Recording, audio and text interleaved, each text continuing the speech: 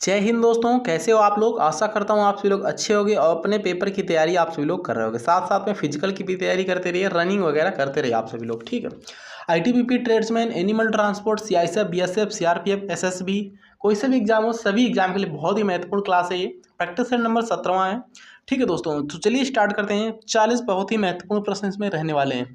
आप लोगों को कमेंट करके बताना है कितने प्रश्न आप लोगों ने सही किए हैं, ठीक है। टेलीग्राम ग्रुप आप लोग जरूर ज्वाइन कर लीजिएगा, दस्तक अकेडमी के नाम से, या फिर लिंक डिस्क्रिप्शन में वहाँ से जुड़ सकते हो, ठीक है, टेलीग्राम पर। जो बच्चे चैनल पर नए, चैनल को सब्सक्राइब जरूर कर लीजिए प्लीज़। देखिए दोस्तों, यहाँ पर पहला प्रश्न क्या बना है, अच्छा प्रश्न है। उत्तराखंड, उत्तर प्रदेश, बिहार, पश्चिमी बंगाल तथा सिक्किम, पश्चिम बंगाल होना चाहिए यहाँ पर, ठीक है, तथा सिक्किम की खालिस्तान के साथ सीमाएं हैं दोस्तों। सामान्य सीमाएं किस देश के साथ हैं? उत्तराखंड, उत्तर प्रदेश, बिहार, पश्चिम बंगाल, सिक्किम, चीन, अफगानिस्तान, नेपाल या फिर पाकिस्तान। दोस्तों इसका करेक्ट आंसर क्या हो जाएगा? ऑप्शन नंबर क्या करेक्ट है? बी करेक्ट है, ठीक है। ये उत्तर दिशा की ओर सभी राज्य हैं, उत्तराखंड, उत्तर प्रदेश, बिहार, पश्चिम बंगाल, सिक्किम, ठीक है। और उत्तर में कौन सा देश स्थित है दोस्तों? आपका नेपाल स्थित है, ठीक है। अगला प्रश्न देखिएगा, निम्नलिखित में से किस प्रकार की ऊर्जा सर्वाधिक है दोस्तों? किस प्रकाश की ऊर्जा सर्वाधिक होती है इसमें से? किस प्रकाश की ऊर्जा सर्वाधिक होती है? नीला प्रकाश, लाल प्रकाश, नारंगी प्रकाश, पीला प्रकाश। दूसरे प्रश्न का करेक्ट है इसका ऑप्शन नंबर ए वाला, नीला प्रकाश, ठीक है, याद रखिएगा। ए करेक्ट आंसर इसका हो जाएगा।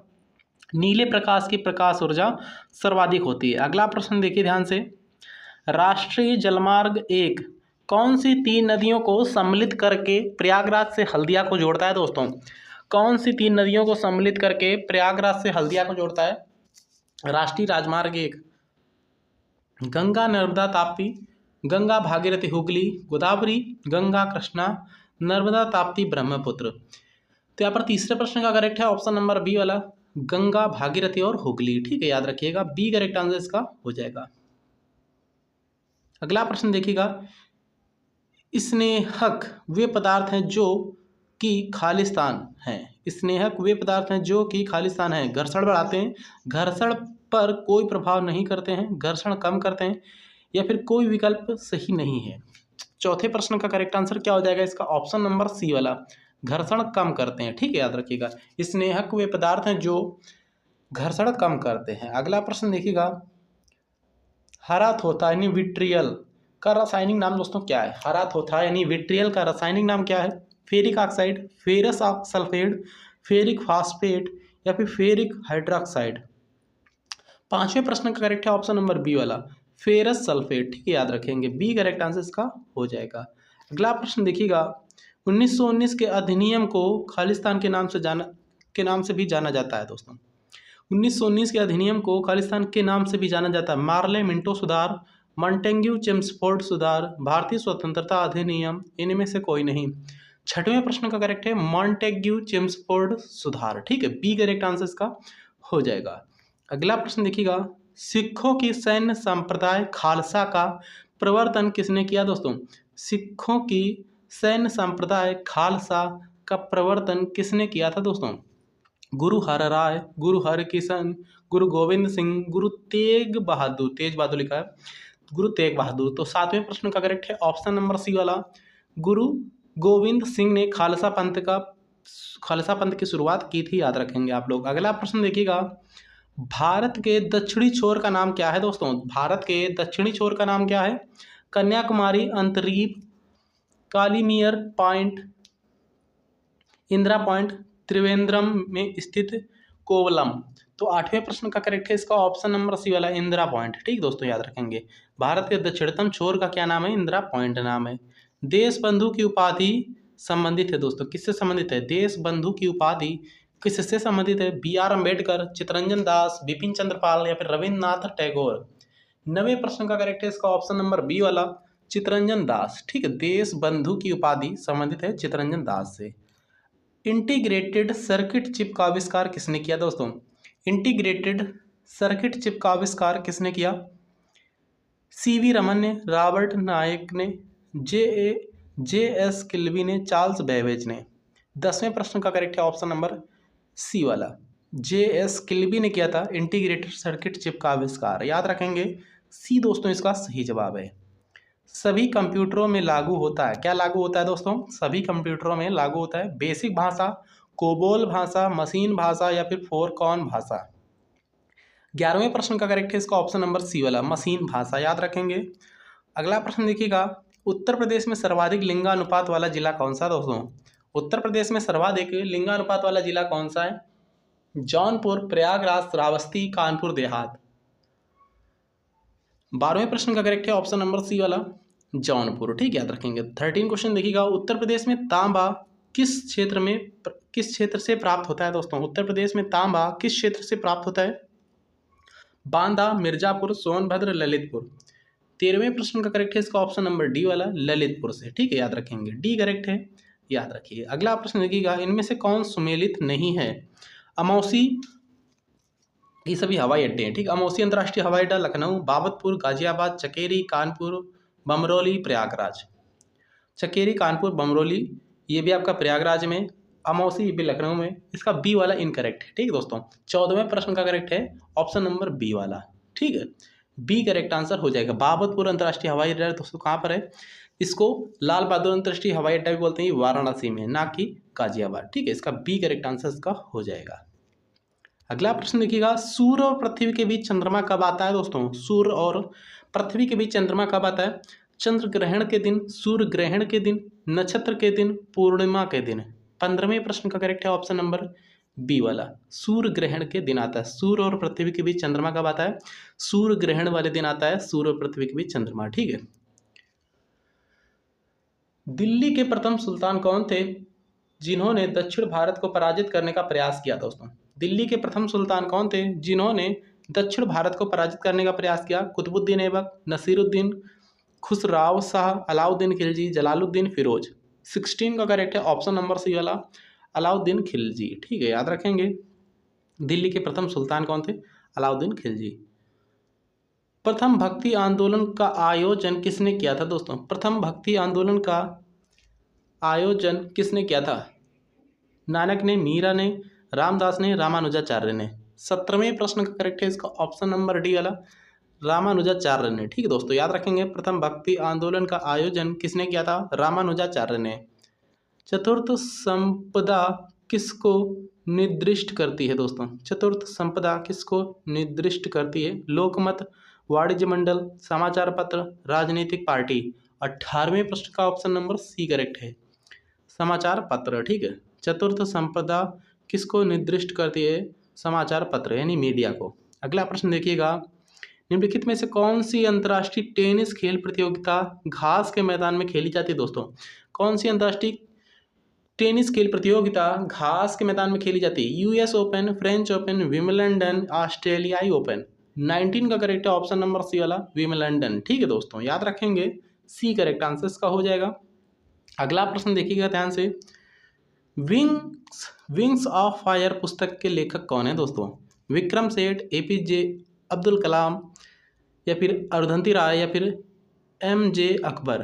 दोस्तों इसका 20 का करेक्ट है ऑप्शन नंबर बी वाला, APJ Abdul Kalam, wings of fire, ठीक है, याद रखिएगा। मोनालिसा किस चित्रकार की कृति है दोस्तों? मोनालिसा किस चित्रकार की कृति है? पिकासो की, लियोनार्डो दा विंसी की, एम.एफ. हुसैन की या फिर टॉलस्टॉय की। दोस्तों 21 का करेक्ट है इसका ऑप्शन नंबर बी वाला, लियोनार्डो दा विंची की ये चित्र है, याद रखेंगे, मोनालिसा, ठीक है। अगला प्रश्न देखिएगा, आईआरडीपी का अर्थ दोस्तों क्या है? आईआरडीपी का अर्थ क्या है? Integrated rural development program, international railway development project या फिर इंडियन रूरल डेवलपमेंट प्रोग्राम या फिर इंटरनेशनल रूरल डेवलपमेंट प्रोग्राम। 22 का करेक्ट है इसका ऑप्शन नंबर ए वाला, integrated rural development programme, A correct है। विश्व प्रसिद्ध खजुराहो मंदिर कहाँ स्थित है दोस्तों? विश्व प्रसिद्ध खजुराहो मंदिर कहाँ स्थित है? किस राज्य में है? तमिलनाडु, उत्तर प्रदेश, मध्य प्रदेश या फिर आपका आंध्र प्रदेश। 23 का करेक्ट है ऑप्शन नंबर सी वाला, मध्य प्रदेश में है, याद रखेंगे। खजुराहो मंदिर कहाँ है? मध्य प्रदेश में। चीनी का कटोरा किस देश को कहा जाता है दोस्तों? पंजाब, उत्तर प्रदेश, मध्य प्रदेश, उड़ीसा। 24 का करेक्ट है ऑप्शन नंबर बी वाला, उत्तर प्रदेश को कहा जाता है, ठीक है, याद रखेंगे। अगला प्रश्न देखिए ध्यान से, पंचतंत्र किसने लिखा दोस्तों? पंचतंत्र किसने लिखा था बताइएगा?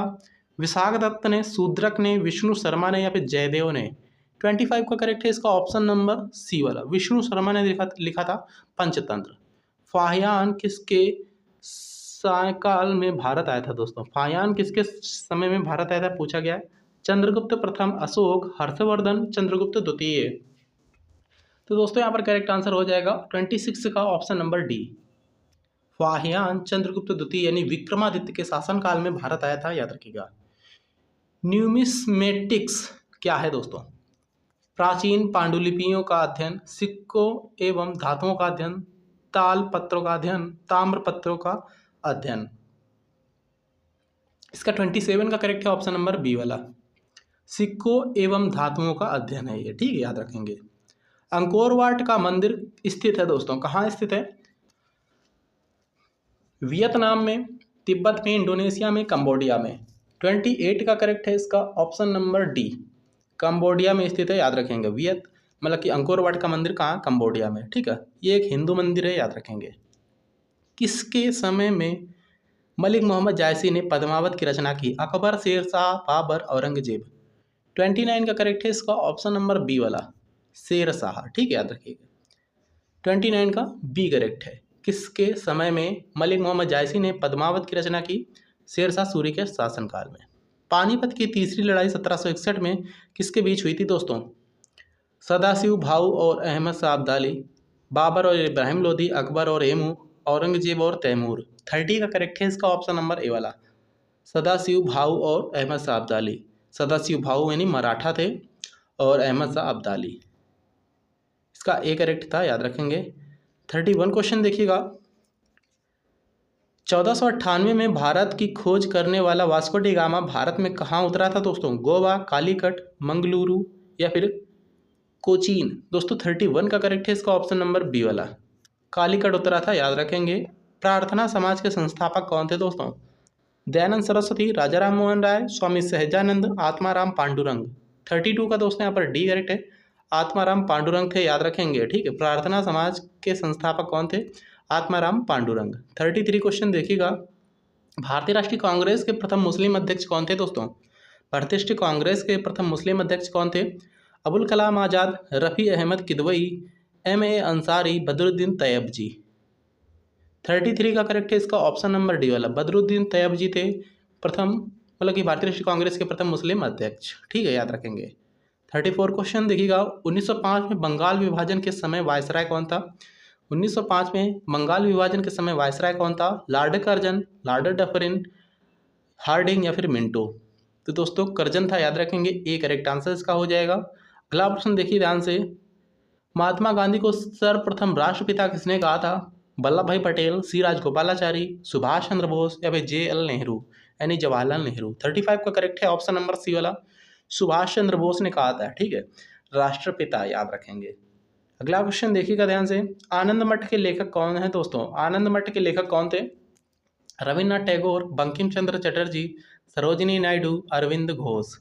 36 का करेक्ट है ऑप्शन नंबर बी वाला, बंकिम चंद्र चटर्जी। आनंद मठ के लेखक कौन है? बंकिम चंद्र चटर्जी हैं। अगला प्रश्न देखिए ध्यान से। राष्ट्रपति पर महाभियोग का आरोप संसद के किस सदन द्वारा लगाया जा सकता है दोस्तों?